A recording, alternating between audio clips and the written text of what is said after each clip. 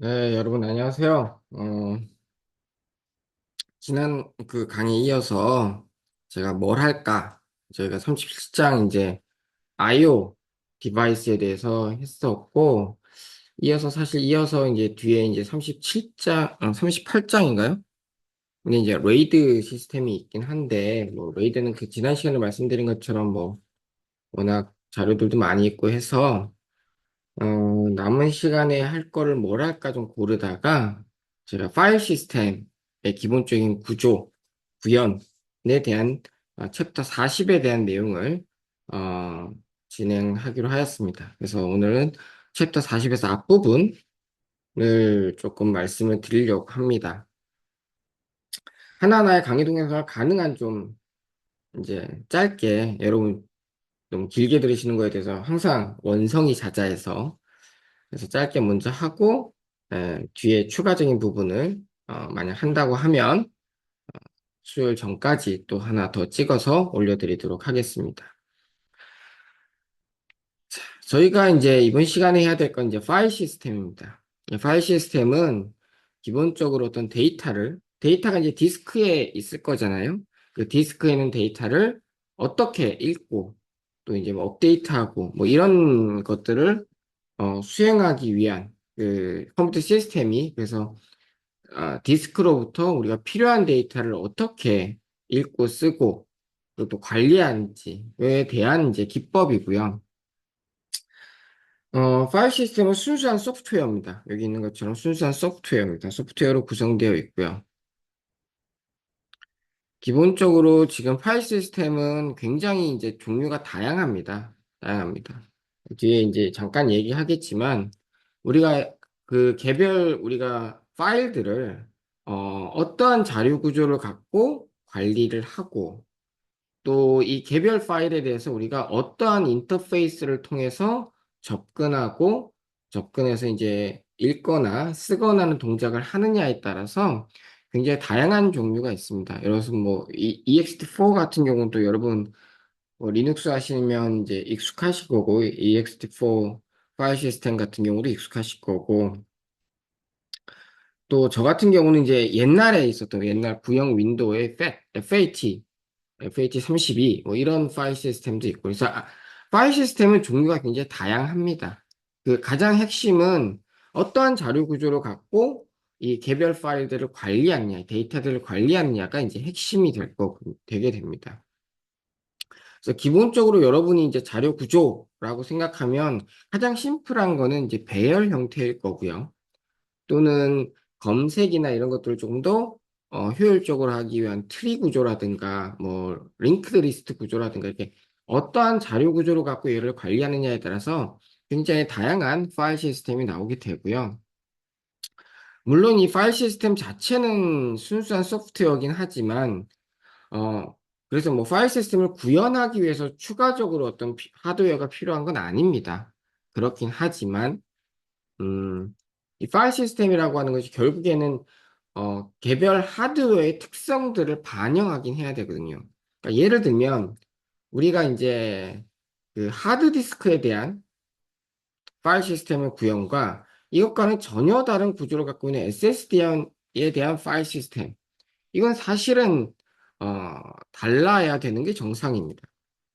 물론 지금 현재는 SSD를 기존의 파일 시스템에서도 구현 가능하기 위해서 사용자의 편의를 위해서 실제 여러분이 하드디스크를 사용하건 SSD를 사용하건 파일 시스템의 변화 없이 사용할 수 있죠.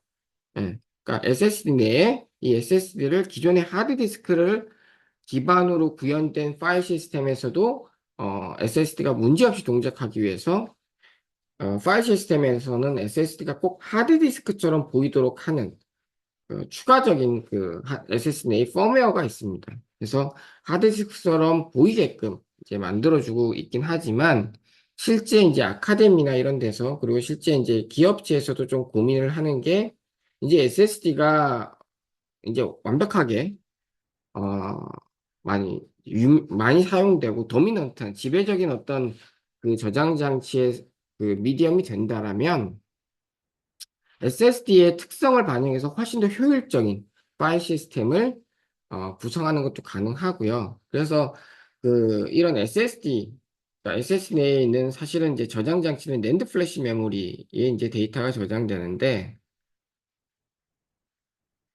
이 플래시 메모리에 특화된 형태의 파일 시스템에 대한 연구는 꽤 오랜 시기보다는 2010년도 근방에 굉장히 많이 이루어졌습니다. 그래서 아카데미에서는 많은 연구가 돼 있고 아직 상용화된 그런 플래시 메모리 기반의 저장 장치에는 아직 적용되어 있지는 않긴 하지만 향후에는 충분히 적용될 가능성도 있다라고 생각을 합니다. 물론 저희가 죄송합니다. 이 모든 다양한 파일 시스템에 대해서 다 뭐 저희가 공부를 할 건 아니고 저희는 기본적인 파일 시스템의 어떤 구조, 그다음에 동작 방식 이것들을 볼 거라서 저희가 이제 저희 교재에 있는 것은 이제 VSFS라서 굉장히 심플한 형태의 초기 유닉스 파일 시스템을 이제 갖고 파일 시스템에 대한 소개를 할 예정입니다. 그래서 기본적인 파일 시스템은 아까 말씀드렸던 것처럼 어떠한 데이터 스트럭처를 갖고 있느냐라는 게 일단 중요하고요. 그 다음 각각의 개별 데이터에 대해서 어떠한 접근 방식을 갖고 있느냐, 어떤 식으로 파일을 오픈하고, 파일을 리드하고, 파일을 쓰고, 어떤 식으로 하느냐가 이제 중요합니다. 이 두 가지에 따라서 굉장히 다양한 파일 시스템이 뭐 연구되어져 왔고 또 이제 개발되어져 왔던 것이 사실입니다. 자, 일단 저희는 디스크를 어떤 블락의 어떤 집합, 배열의 집합으로 이제 보려고 합니다. 그래서 저희 예제 같은 경우에서 보면 총 64개의 디스크를 64개의 블락으로 나눴고요. 블락의 크기는 이제 페이지랑 유사하게 한 4KB 저희는 했습니다. 총 64개의 블락이 있으니까 뭐 전체 디스크의 크기는 64 곱하기 4KB 지금 저희 예에서는 이제 보고 그래서 각각의 블락 넘버들이 이제 할당되어 있습니다. 그러면 일단 가장 중요한 거는 실제 데이터가 디스크에 저장되어야 되는 거죠. 그래서 실제 데이터 리전이라고 하는 부분에 실제 사용자의 데이터들이 이런 식으로 저장이 됩니다. 저장이 되고요. 근데 이 각각의 이제 파일 시스템, 뭐 데이터들에 대해서는 이 각각의 데이터를 하나하나씩의 뭐 뭐 여러 개의 데이터 블락이 하나의 파일을 구성할 수도 있고, 또는 하나의 데이터 블락이 하나의 파일을 구성할 수도 있습니다.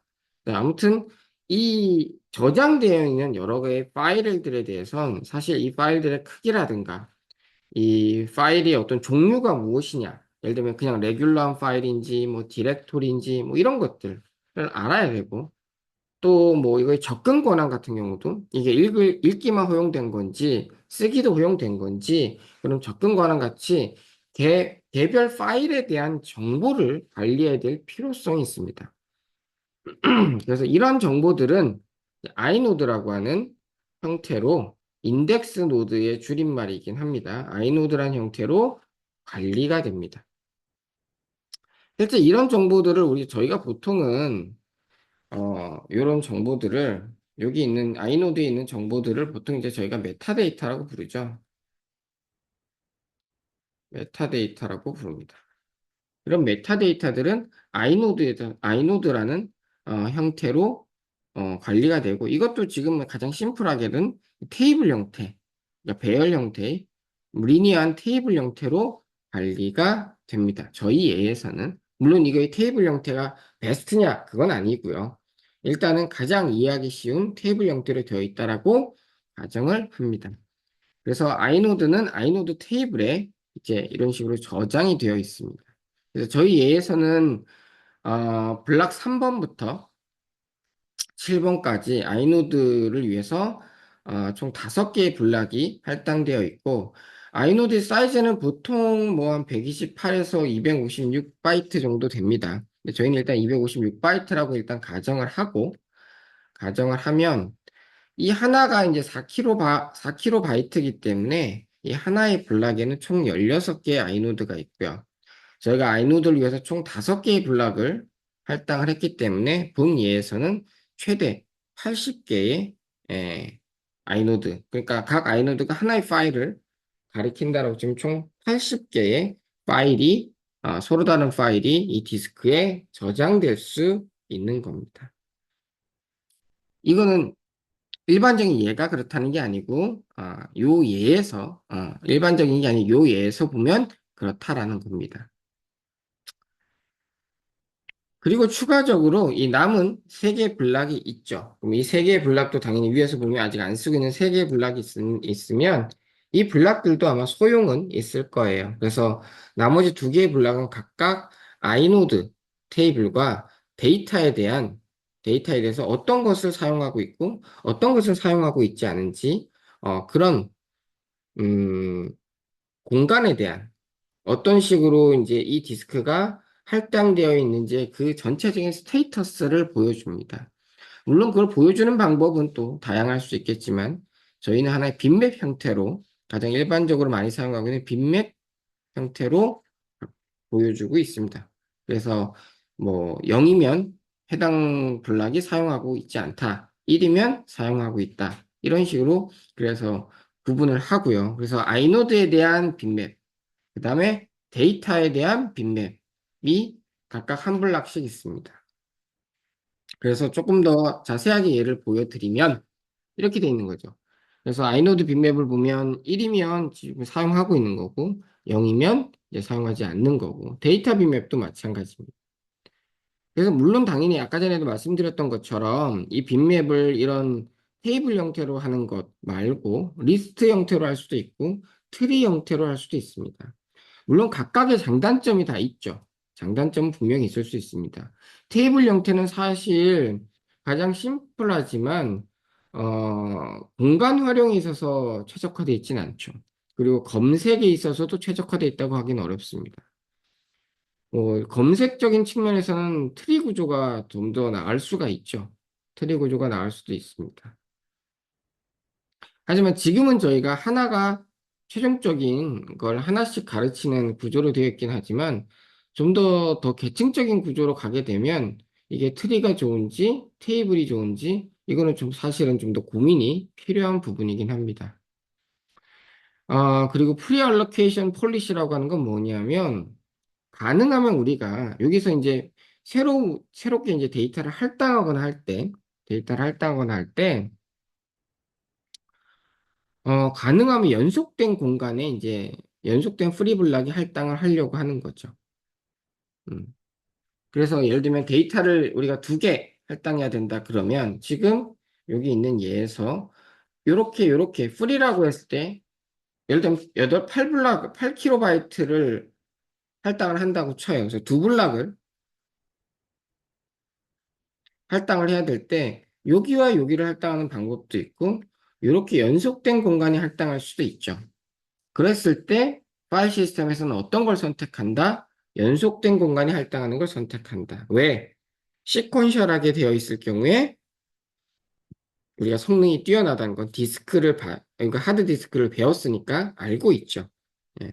그런 식으로 해서 성능을 개선시키는 정책들을 사용한다라는 겁니다.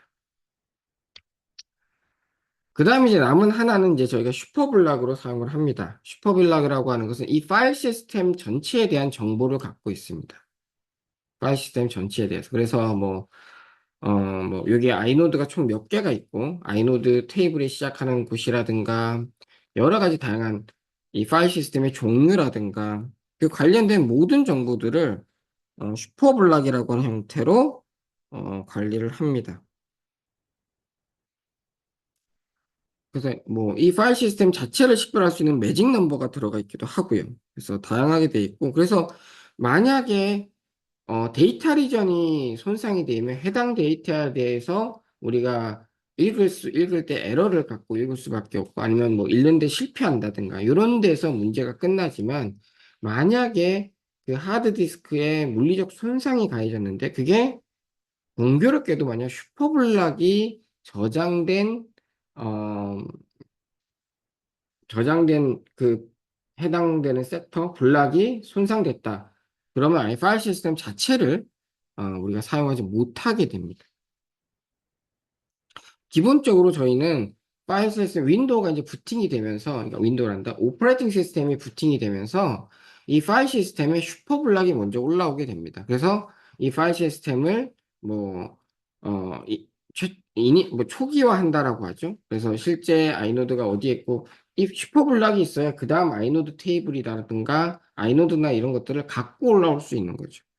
지금 저희가 보여주고 있는 예는 이게 디스크에 있다는 거지만 결국에는 우리가 개별 이 파일들에 대한 접근을 할 때는 이 아이노드나 이런 것들이 메모리에 올라옵니다. 메모리에 올라옵니다. 그러면 얘네들을 아이노드를 갖고 오려면 이 아이노드가 어디에 있고 이런 걸 다 알아야 되는 거죠. 그러면 그걸 알려면 첫 번째 뭐가 필요해? 슈퍼블락이 필요한 거죠. 그래서 처음에 슈퍼블락이 메모리에 올라오게 됩니다. 그만큼 슈퍼블락은 중요한 정보를 갖고 있고 따라서 이 정보 자체가 되게 중요하기 때문에 실제적으로 슈퍼블락은 좀 복사를 해서 여러 군데 복사본을 둬서 만약 특정 슈퍼블락에 에러가 손상이 발생했으면 다른 슈퍼블락을 사용을 하는 복사돼서 이제 관리하고 있는 다른 슈퍼블락을 사용하거나 합니다. 그러니까 기본적인 구조는 이렇게 구성되어 있습니다. 그러면 그다음 우리가 그러면 아이노드를 알면 우리가 실제 데이터 블록을 가서 우리가 원하는 데이터를 갖고 오거든요. 그래서 첫 번째 우리가 원하는 데이터에 접근을 하고 싶으면 첫 번째 아이노드를 알아야 돼요. 그래서 아이노드가 먼저 메모리에 올라오게 되거든요. 나중에 이제 저희가 오픈과 리드와 라이트를 이제 뭐 제가 설명드릴 기회가 있으면 말씀드리겠지만 아이노드가 먼저 메모리에 올라오게 됩니다. 그래서 먼저 아이노드를 저희가 접근할 수 있어야 되고 각각의 아이노드는 아이노드 넘버로 이제 저희가 참조할 수 있습니다. 각각의 아이노드는 아이노드 넘버로 이제 구분 가능하게 됩니다. 그래서 파일 시스템은 아이노드 넘버를 갖고 넘버를 알면 이 아이노드가 어디에 있는지, 어느 블락에, 어느 섹터에, 그러니까 하드디스크로 보자면 어느 섹터에 있는지를 계산해서 찾아갈 수가 있습니다. 요 정보들, 아이노드가 예를 들면 우리 파일 시스템 총 32, 뭐, 우리가 찾으려고 하는 아이노드 넘버가 32고, 32라고 할 때, 아이노드 사이즈, 스타트 어드레스, 그다음 블락의 사이즈, 섹터 사이즈, 이런 정보들은 당연히 어디 있어요? 슈퍼 블락에 있을 거예요. 있죠? 자, 그럼 우리가 32라는 아이노드를 찾아라 가고 싶으면, 아이노드는, 아이노드 사이즈가 256바이트이기 때문에, 뭔가 아이노드 테이블의 스타트, 여기가 아이노드 테이블의 스타트라고 써요. 예를 들면 여기. 여기서부터 얼마가 떨어져 있는지를 우리가 알 수 있죠. 사이즈가 있고 넘버가 있으니까. 이 아이노드가 순서대로, 넘버가 순서대로 배열이 되어 있기 때문에 리니어 테이블 형태로 32니까 아이노드의 크기에 아이노드 넘버를 곱하면 이 8192는 여기서부터 바이트로 8192만큼 떨어져 있구나라는 걸 알게 돼요. 그러니까 아이노드 테이블의 시작에서부터 8192바이트만큼 떨어져 있는 곳에 32아이노드 넘버 32가 있구나를 알게 되는 거죠. 그러면 얘의 시작점은 어디서 알 수 있어요? 슈퍼블락에서 알 수 있죠. 시작점이 12kB야. 그러면 12kB로부터 이만큼 떨어져 있네. 그러면 20kB에 있구나를 아는 거죠. 그래서 실제 20kB에 요 아이노드 넘버 32가 있는 거죠. 그런데 우리가 이제 실제 뒤에도 잠깐 어펜딕스로 말씀드리겠지만 디스크에 대한 접근을 할 때는 결국에는 우리가 로지컬 뷰에서 로지컬리 바라볼 때는 블락으로 디스크를 블락의 형태로 보지만 실제 저희는 하드디스크를 가정하고 있으니까 하드디스크로 접근할 때는 섹터 단위로 가야 되죠. 몇 번째 섹터에. 저희 기억하실지 모르겠지만 하드디스크를 보면 서페이스가 있고요. 그러니까 플레이트에 위쪽 서페이스, 아래쪽 서페이스 있고요. 그 하나의 플레이트가 여러 개의 트랙으로 나눠져 있고, 그쵸? 서로 다른 반지름을 갖고 있는 트랙으로 되어 있고, 그 트랙들이 여러 개의 섹터로 구분되어 있었죠. 그래서 최종적으로 섹터를 알아야 돼요. 그러니까 섹터 사이즈를 알게 되면 얘가 몇 번째 섹터에 있는지를 최종적으로 계산할 수가 있습니다. 그러면 해당 디스크의 섹터로 가서 우리가 이 아이노드에 대한 정보를 읽어와서 얘를 이제 메모리에 담게 되는 거죠. 해당 데이터에 접근하려면 먼저 파일 오픈할 때 아이노드가 메모리에 올라오게 됩니다.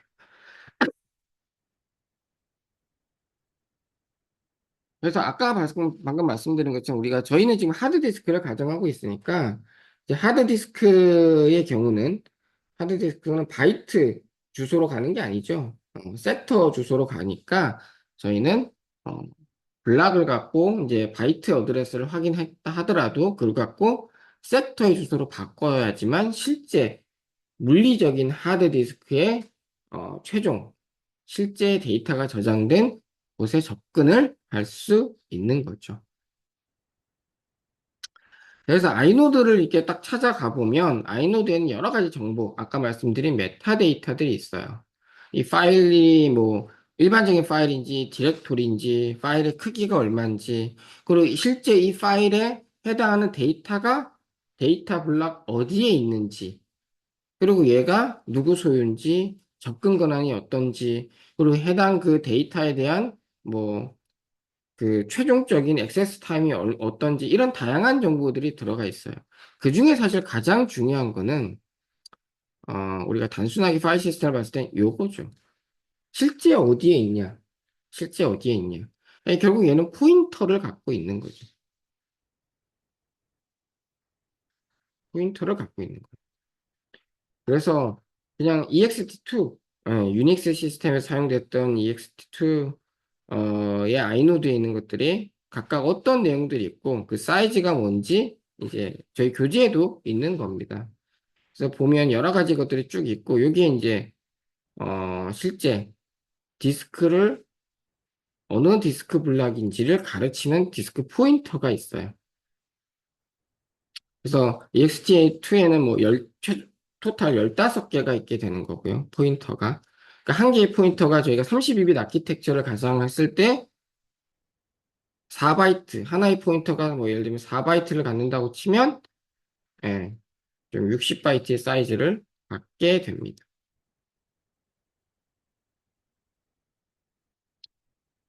그러면 이제 결국에는 우리가 최종적으로는 우리가 원하는 데이터를 갖고 와야 되잖아요. 그러면 걔가 데이터 블록 어디에 있는지를 알아야 되는 건데, 당연히 아이노드를 딱 가면 이 데이터 블록을 가르치는 해당 이 파일에 대한 내용이 있는 각각의 데이터 블록을 가르치는 디스크 포인터들이 있어요.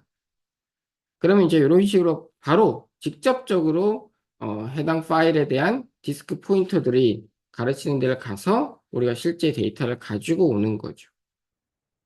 그러면 여기서 보면 이제 문제는 아이노드의 크기가 정해져 있잖아요. 그래서 위에 보시게 되면 각각의 아이노드에서 가질 수 있는 포인터의 개수가 제한되는 거예요.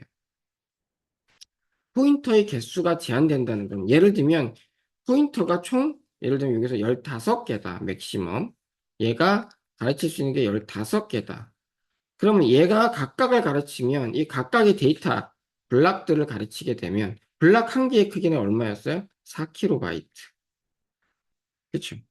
그러면 총 우리가 개별 하나의 파일이 가질 수 있는 맥시멈 크기가 어떻게 돼요? 60KB 됩니다. 물론 초창기에는 파일의 크기가 뭐 60KB 뭐 충분할지 모르겠지만 파일의 크기는 계속 커졌죠. 파일의 크기는. 그러니까 이런 식으로 하나의 그 단순한 요걸 이제 다이렉트 포인터 뒤에 보면 인다이렉트 포인터랑 이제 비교해서 설명하는 건데 그냥 실제 데이터 블록을 직접적으로 가르치는 디스크 포인터만으로는 큰 파일의 사이즈를 큰 파일의 그 사이즈를 지원하는 게 부족한 거죠. 그래서 이런 싱글 레벨 인덱스, 그러니까 다이렉트 포인터를 사용한 싱글 레벨 인덱스는 파일 사이즈를 할 수 있는 게 굉장히 제한적입니다. 제한적이라서 이런 문제, 더 큰 파일 사이즈를 지원하기 위해서 저희는 이 일반적인 파일 시스템에서는 멀티 레벨 인덱스 방식을 사용합니다. 그래서 다이렉트 포인터가 아니라 인다이렉트 또는 더블 인다이렉트 또는 트리플 인다이렉트 포인터를 사용함으로써 더 큰 파일 사이즈를 지원할 수 있습니다. 그럼 어떤 식으로 하느냐? 이걸 한번 보도록 하겠습니다. 아이고, 괜히 쓸데없는. 자, 멀티레벨 인덱스의 방식은 기본적으로 이렇습니다. 그래서 아이노드가 있고 거기에 대한 데이터가 있어요. 그래서 저희는 이제 다이렉트 포인터가 총 12개라고 할게요. 이 다이렉트 포인터가 총 12개라고 하면 12개가 있고 하나의 인다이렉트 포인터가 있다라고 하면 얘는 다이렉트 포인터는 당연히 실제 데이터 블록을 가르치는데 인다이렉트 포인터는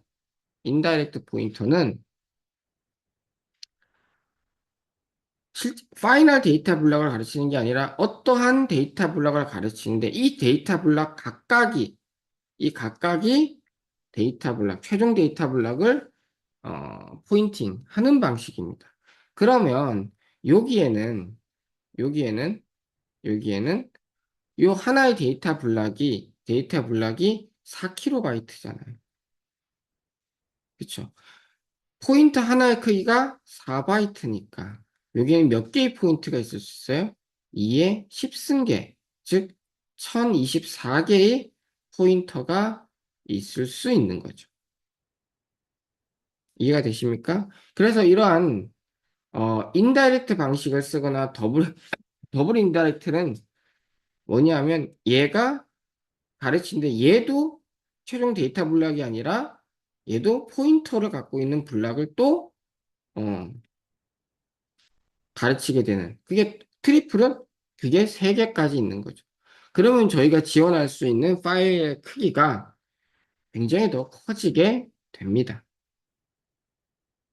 이해가 되시죠? 쉽게. 예. 예, 그래서 기본적으로는 그 멀티레벨 인덱스를 통해서 인덱스 방식, 즉 다이렉트뿐만 아니라 인다이렉트 포인터를 이용해서 저희는 훨씬 더 큰 파일 사이즈를 지원합니다. 그래서 예를 들자면 저희가 총 12개의 다이렉트 포인터가 있고 한 개의 싱글 인다이렉트 포인터를 갖고 있다라고 치면 아까 얘기한 것처럼 12개는 최종적인 데이터 블록을 가르치고 있고 얘네들은 이 싱글 인다이렉트 포인터가 가르치는 거는 최종적인 데이터 블록을 가르치는 포인터가 있는 블록을 가르치는 거죠. 그래서 총 1024개의 포인터를 갖게 될 수 있어요. 그래서 앞에 12개까지 합쳐서 이렇게 되면 최종적으로 한 개의 데이터 블록이 4K로 바이트니까 총 이만큼 거의 한 4메가 정도의 파일 사이즈를 지원할 수 있는 거죠. 근데 만약에 예를 들면 12개의 다이렉트가 있고 하나의 인다이렉트가 있는데 그 다음에 얘가 더블 인다이렉트를 하는 순간 우리는 1024개가 다시 또 1024개를 각각의 1024개의 데이터 블록, 그러니까 포인터가 있는 블록들을 또 가르치게 되니까 최종적으로는 약 4GB의 사실은 정확하지 않은 4GB의 파일 사이즈까지 지원할 수 있는 거죠. 물론 여기 있는 것처럼 이 멀티레벨 인덱스는 저희가 멀티레벨 페이지 테이블 봤던 것처럼 비슷하게 더 큰 파일 사이즈를 지원할 수는 있지만 만약 이렇게 되면 다이렉트 포인터만으로 할 수 있으면 그냥 바로 한 번에 찾아 들어갈 수 있지만 뭐 싱글 인다이렉트든 뭐 더블 인다이렉트든 이 방식을 쓰게 되면 우리가 최종적인 데이터를 얻기 위해서 여러 번의 디스크 액세스를 해야만 하는 경우가 발생하죠. 디스크의 동작이 굉장히 성능을 떨어뜨리기 때문에 사실은 멀티레벨 인덱스에서 인다이렉팅의 횟수가 늘어날수록 특정 데이터에 대해서는 우리가 액세스 타임이 굉장히 길어질 수 있는 그런 문제는 피할 수가 없습니다. 그래서 뒤에 예를 보시면 기본적으로 멀티레벨 인덱스는 임밸런스드, 좀그 한쪽으로 좀 치우친 형태의 구조를 가질 수밖에 없어요. 그래서 다이렉트 포인터가 가르치는 게 있고요. 하나의 싱글 인다이렉트가 가르치면 얘도 다 포인터를 갖고 있는 애죠. 그래서 얘가 최종적 이 블락 안에 있는 각각의 포인터들이 최종 데이터 블락을 가르치고, 얘는 이제 더블 인다이렉트죠. 얘를 가르치고 1024개가 있죠. 여기에 여기에서 또 가르치는 거죠. 그렇죠? 그래서 최종적으로 가게 되는 거죠. 그러면 얘가 개수가 뭐 다이렉트가 뭐 10개다. 그러면 이렇게 가르치는 게 10개니까 이렇게 4kB니까 얘가 40kB를 지원할 거고요. 얘가 할 수 있는 게 1024 곱하기 14 곱하기 4kB. 얘는 1024 곱하기 1024 곱하기 4kB를 가르치는 거죠. 그럼 이게 다 더해지는 거가 되겠죠. 하지만 앞에서 얘기한 것처럼 만약에 이런 식으로 갈 수밖에 없다. 그러면 디스크 액세스가 아이노드 읽어야 되고 요거 한번 읽어야 되고 얘 읽어야 돼요. 최종적으로 이렇게 4번을 읽어야 되는 거죠. 그러니까 디스크 액세스 타임은 굉장히 길어질 수밖에 없어요. 그럼에도 불구하고 이런 멀티레벨 인덱스가 실질적으로 유용하냐? 꽤 유용해요. 왜? 왜 그럴까? 그거는 저희 교재에도 나와 있긴 하지만 대부분의 파일 사이즈가 그렇게 크지가 않아요. 그렇게 크지가 않아요.